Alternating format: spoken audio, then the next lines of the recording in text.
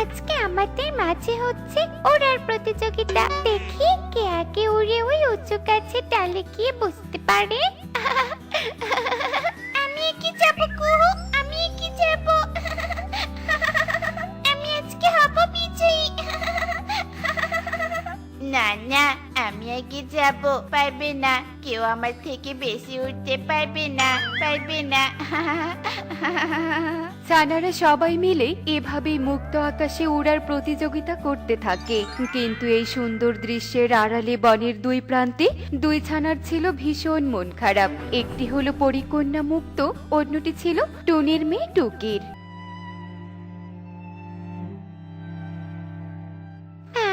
দেখো, ওই ছানাদের মনে কত আনন্দ। ওরা উঠতে পারে, আবার হাঁটতেও পারে। কিন্তু আমাকে দেখো, আমি তো উঠতে পারলেও হাঁটতে পারি না। আমার খুব ইচ্ছে করে মা, একটু মাটির স্পর্শ নিতে, কাদা মাটিতে হাঁটতে।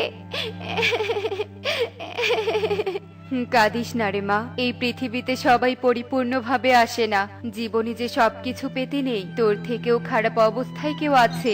মা পড়ে এভাবেই তার কন্যাকে সান্ত্বনা দিতে থাকে। অন্যদিকে বনের অন্য প্রান্তে টুনির মেয়ে টুকির মাঝেও ছিল অনেক কষ্ট। সবাই কত সুন্দর ওদের প্রতিযোগিতায় খেলছে, কিন্তু আমি তো ওদের মতো উঠতে পারি না। আমার খুব ইচ্ছে করে ওদের সাথে খেলতে, কিন্তু আমি কিন্তু কেউ খেলে নেয় না। আর নেবেই বা কেন? আমি তো সবার মতো পরিপূর্ণ নই। টুকি এসব দেখে ভীষণ কাঁদতে থাকে। টুকি অন্যান্য ছানাদের মতো স্বাভাবিক ছিল না। টুকি হাঁটতে পারলেও উঠতে পারতো না।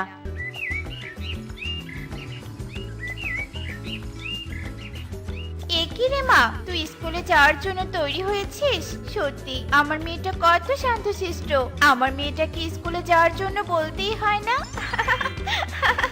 কিন্তু মা, আমার জুতার জোড়া তো একদম ছিঁড়ে গেছে।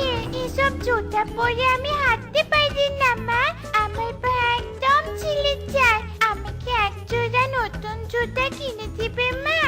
আহারে, আমার মেয়েটার কত কষ্ট হচ্ছে। আচ্ছা ঠিক আছে, তোর বাবাকে বলবো এক জোড়া জুতা কিনে দিতে। আমাকে বলতে হবে না টুনি, আমি এসেও গেছি আর শুনেওছি। শোনো, তোমার এই মেয়েকে আমি দুদিন পর পর জুতা কিনে দিতে পারবো না। ওকে খালি পায়ে স্কুলে যেতে বলো। ও সবার মতো উঠতে পারে না কেন? টোনা, তুমি এভাবে কথা বলছো কেন? আমাদের মেয়েটা কষ্ট পাবে তো। ও তো তোমারও মেয়ে। আচ্ছা ঠিক আছে, জুতা কিনে দিতে হবে না। তুমি কাজে যাওয়ার সময় ওকে রিকশায় নিয়ে যাও। আমি পারবো না টুনি, তোমার এই আপা মেয়েকে রিক্সায় তুললে এরপর আমার রিক্সায় আর কেউ উঠবে না। তাই ও বরং হেঁটেই যাক। থাক মা, থাক। আমি বরং হেঁটে স্কুলে চলে যাই। টুকি বাবার কথায় ভীষণ কষ্ট পায়, তাই সে ছিঁড়া জুতো পরেই স্কুলে চলে যায়। আমার কত শখের জুতা, কত দিনের ইচ্ছে। আমার এই জুতা পায়ে দিয়ে আমি একটু হেঁটে বেড়াবো। আমি মনে হয় কোনো দিন আর হাঁটতে পারবো না। পরিকন্যা জুতোগুলো দেখে আবারও মন খারাপ করে রেখে দেয়। পরিকন্যার এই সোনার জুতো ছিল ভীষণ পছন্দের। পরিকন্যা হাঁটতে না পাওয়ায় জুতো জোড়া আবার সুন্দর করে সাজিয়ে রাখে। এভাবেই দিন কাটতে থাকে। আরে টুকি, কোথায় গিয়েছিলি? হাতে দেখছি লবণের প্যাকেট। মা, লবণের প্যাকেট কিনতে দিয়েছিল মাসি, তাই কালো মেশোর দোকান থেকে কিনে নিয়ে এলাম। হ্যাঁ, এসব ছাড়া আর কি করতে পারবি? এমনিতেও তো তোর মায়ের কোনো কাজেরই না। কোন পাপে যে তোর মা তোকে এমন প্রতিবন্ধী হিসেবে জন্ম দিয়েছে কে জানে। চারুতে দিদি, তুমি শুধু শুধু এই অপরাধের সাথে কথা বলছো। চলো আমরা আমাদের কাজে চলে যাই। দুই পাখি টুকিকে আরো নানান কথা শুনিয়ে সেখান থেকে চলে যায়। আর টুকি ভীষণ কাঁদতে থাকে। আমি উঠতে পারি না বলে সবাই আমার সাথে খারাপ ব্যবহার করে। আমাকে কেউ মূল্যায়ন করে না। বাবা আমাকে একটুও ভালোবাসে না। আমি উঠতে পারি না, এটা তো আমার দোষ না। টুকি ভীষণ কাঁদতে থাকে আর কাঁদতে কাঁদতে বাড়িতে চলে যায়। এভাবে অনাদারে টুকির দিন কাটছিল।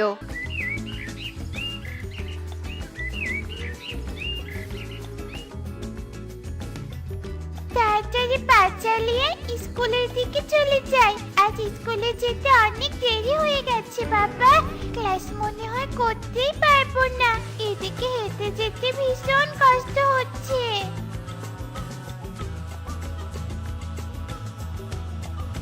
কিরে টুকি, এভাবে কচ্ছপের মতো হেঁটে হেঁটে স্কুলে যাবে নাকি রে? তুই একদম ঠিক কথাই বলেছিস গো। দেখছিস না কেমন পা টিপে টিপে হাঁটছে? হাঁটবে না কেন?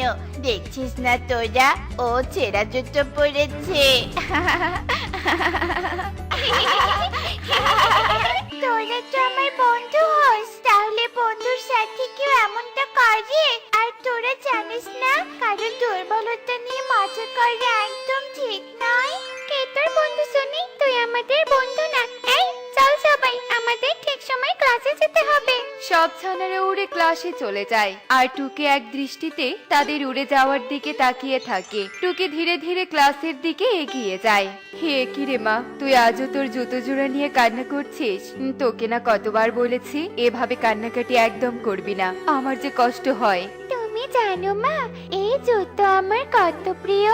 আমার জীবনে তোমার পরে এই জুতো জোড়া আমি সব থেকে বেশি ভালোবাসি। আমি জুতো পরে হাঁটতে চাই মা। আর কাঁদিস না রে মা, পরিমাতাকে খবর দিয়ে পাঠিয়েছি, তিনি নিশ্চয় এর সমাধান করতে পারবে। মা পরীর কথা শুনে পরিকন্যা ভীষণ খুশি হয় আর এভাবেই দিন কাটতে থাকে।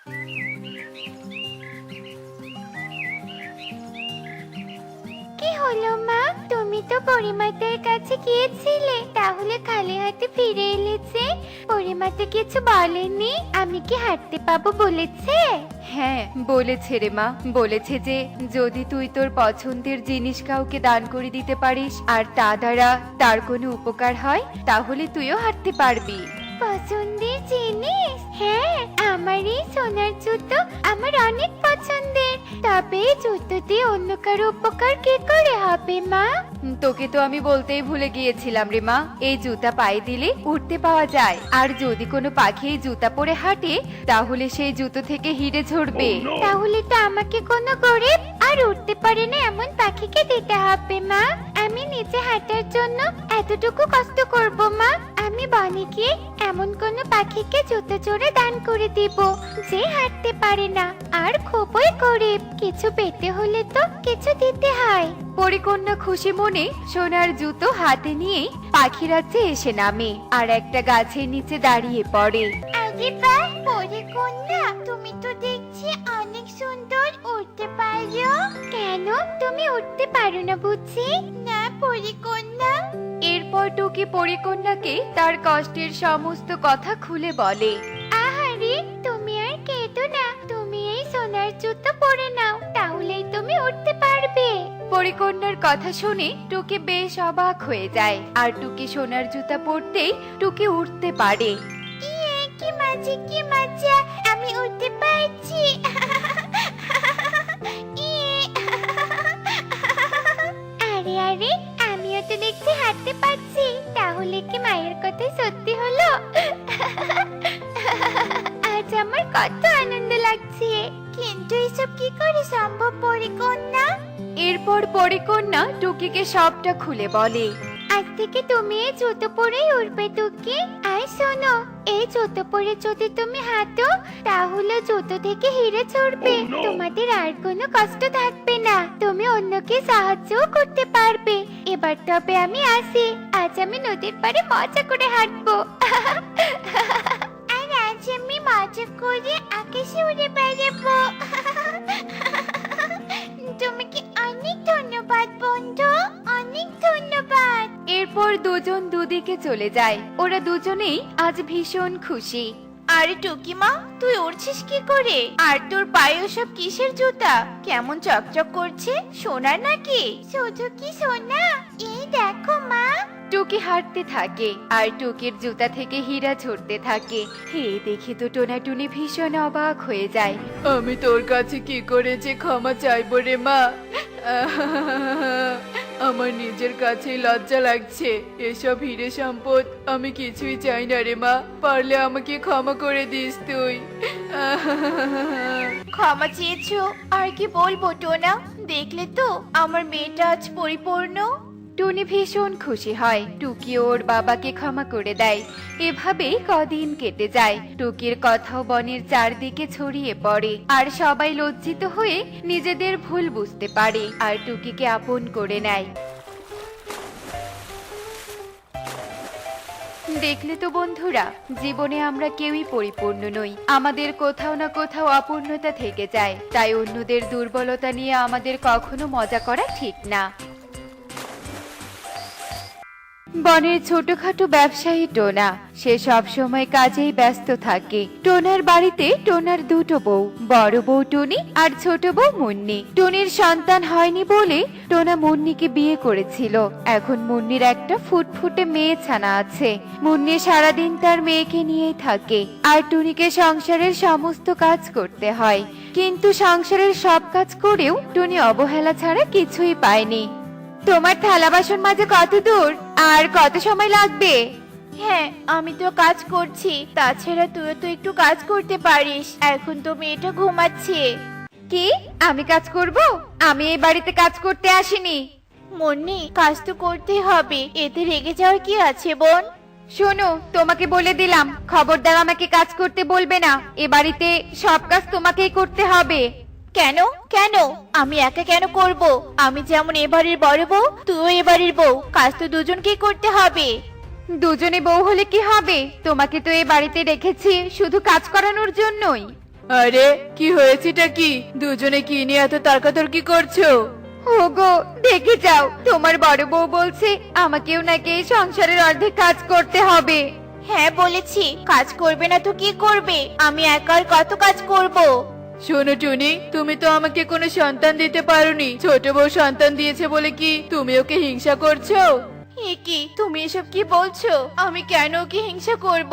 আমি তো শুধু একটু ওকে কাজে সাহায্য করতে বলেছি। মুন্নি তোমাকে কোনো সাহায্য করবে না, বাড়ির সব কাজ তোমাকেই করতে হবে। আর মুন্নি শুধু আমার মেয়ের দেখাশোনা করবে। কিন্তু আমি একা একা কি করে এত কাজ করব টোনা?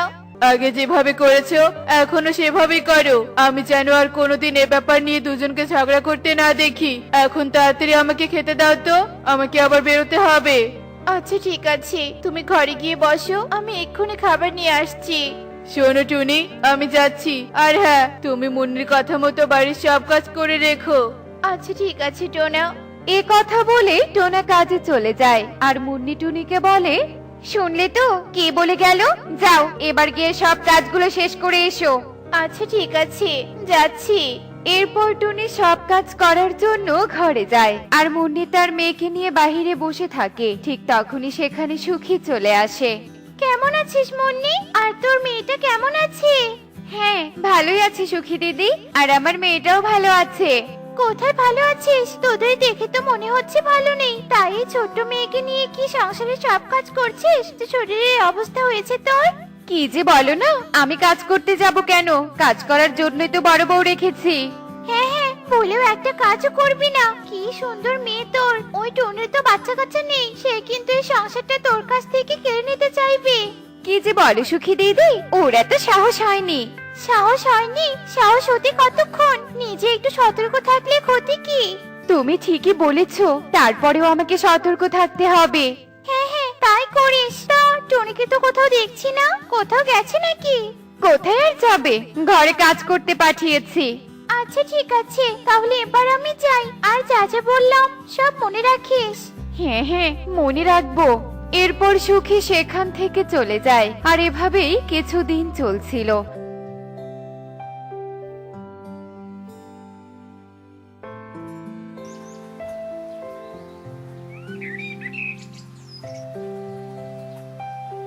হঠাৎ একদিন টুনি অসুস্থ হয়ে পড়ে। এদিকে বাড়ির সমস্ত কাজ জড়ো হয়ে যায়। মুন্নি রেগে টুনির ঘরে চলে আসে। কি হয়েছে? এভাবে শুয়ে থাকলে বাড়ির কাজ কে করবে শুনি? এবার কি আমায় না খাইয়ে মারবে নাকি? কি করে কাজ করব? দেখতেই তো পাচ্ছিস আমার শরীরটা খুব খারাপ। ওসব ঢং চলবে না। কি করে কাজ করবে তো আমি জানি না, কিন্তু আমি না খেয়ে থাকতে পারবো না। মনি, বোন আমার, কষ্ট করে আজকের মতো রান্না করে খেয়ে নে। আমার উঠে দাঁড়ানোর মতো শক্তিটুকুও নেই। শোনো, আমি তোমার বোন না। তুমি যতই ঢং করো না কেন, আমি কোনো কাজ করতে পারবো না। তাড়াতাড়ি উঠে রান্না বান্নার কাজ শেষ করো। আচ্ছা ঠিক আছে রে, যাচ্ছি।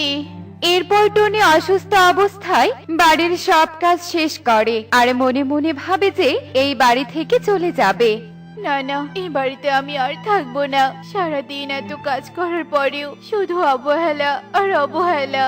আমি এই বাড়িতে আর থাকতে পারবো না। এরপর টনি বাড়ি থেকে বের হয়ে বনে জঙ্গলের মধ্যে হাঁটতে হাঁটতে একটা নদীর ধারে চলে আসে আর সেখানে বসে কান্না করতে থাকে। আর নদী থেকে এক জলপরি উঠে আসে। কে তুমি? আর এখানে এভাবে কান্না করছো কেন? কি হয়েছে তোমার? আমি টনি, আমি যে অনেক অসহায়। আমি যে সন্তান জন্ম দিতে পারি না, সেজন্য কেউ আমাকে দেখতে পারে না। সবাই আমাকে কথা শোনায়, তার কারণে আমি বাড়ি থেকে বের হয়ে এসেছি। এখন আমি কোথায় যাব, কি করব, কিছুই জানি না।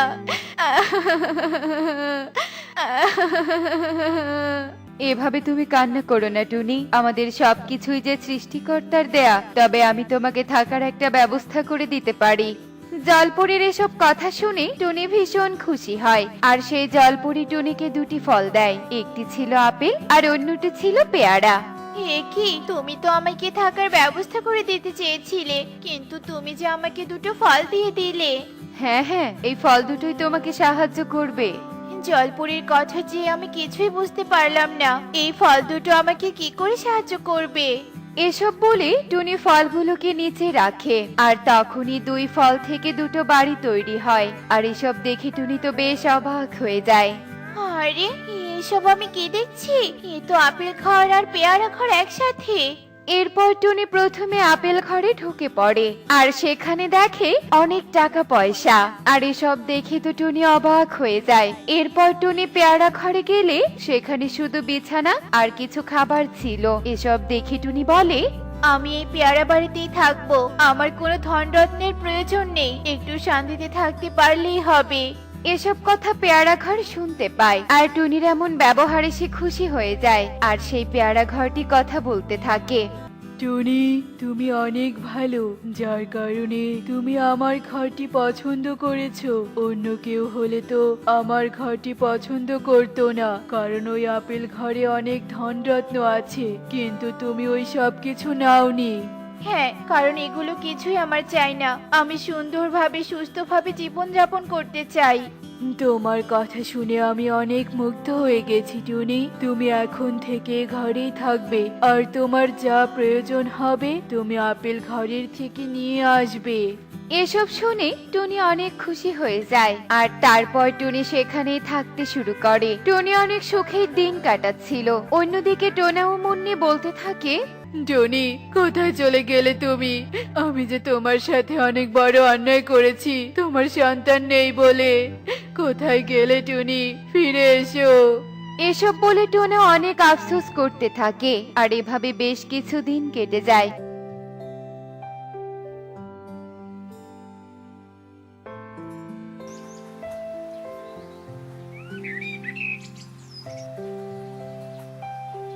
আর একদিন টুনি তার বাড়িতে আসে। টোনা টুনিকে দেখে অনেক খুশি হয়।